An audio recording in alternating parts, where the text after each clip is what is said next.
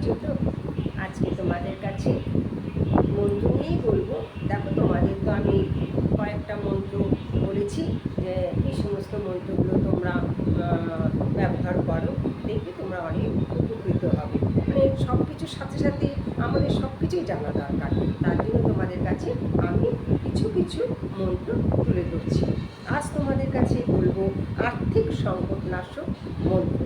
মানে অর্থের দিকে যখন তোমাদের সংকট হবে, মানে অর্থের অভাব কষ্ট হবে, সেটা কিভাবে তোমরা নাশ করবে সেই মন্ত্র। কেমন? আর্থিক সংকটনাশক মন্ত্র। এবার এই মন্ত্র শুরু করার আগে আমি তোমাদের কাছে বলবো, লতার ডায়েরি চ্যানেলে যে সমস্ত বন্ধুরা আছো তাদের সবাইকে জানাই স্বাগত।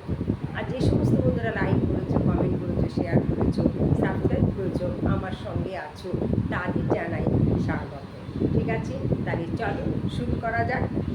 আর্থিক সংকটনাশক মন্ত্র। ওম শ্রীং শ্রীং শ্রীং কমলে কমলায়ে প্রসিত প্রসিত শ্রীং ওম মহালক্ষ্মী নমো। বুধবার রাত্রিতে শুভ্র বস্ত্রে শুদ্ধাসনে পূর্বমুখে বসে জপ শুরু করবে। সামনে লক্ষ্মী দেবীর চিত্র রেখে ধূপদীপ জ্বালাবে। তারপর উত্তম মন্ত্র জপ করবে। এইভাবে বুধবার থেকে শুরু করে প্রত্যহ 108 বার জপ করবে। 1 মাস জপ করলে আর্থিক সংকট দূর হয়। বুঝতে পারলে? দেখো বন্ধুরা, আমরা তো সবসময় সত্যিই আর্থিক কষ্ট থাকে। এবার দেখো, সেই আর্থিক কষ্ট থেকে কী করে আমরা উঠে আসতে পারবো, তার জন্য তো আমাদের কিছু করতে হবে। ঘরে বসে থাকলে তো চলবে না।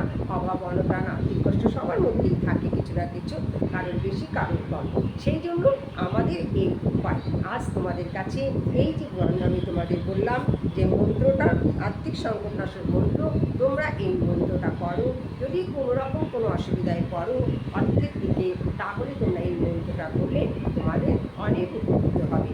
তাহলে বুঝতে পারলে? আজ আসি, পরবর্তী ভিডিওতে তোমাদের সাথে দেখা হবে।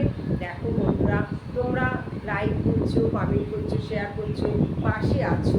আমি এই জন্য তোমাদের কিছু বলতে উৎসাহ পাই যে নতুন নতুন কিছু যদি তোমাদের বলতে পারি, তোমরা যদি উপকৃত হও, তাহলে আমরা নিজেরাও উপকৃত হব। তাহলে আজ আসি। আর লতার ডায়েরি চ্যানেল যদি ভালো লাগে সাবস্ক্রাইব করো, আর লাইক করো, শেয়ার করো, কমেন্ট করো কিন্তু।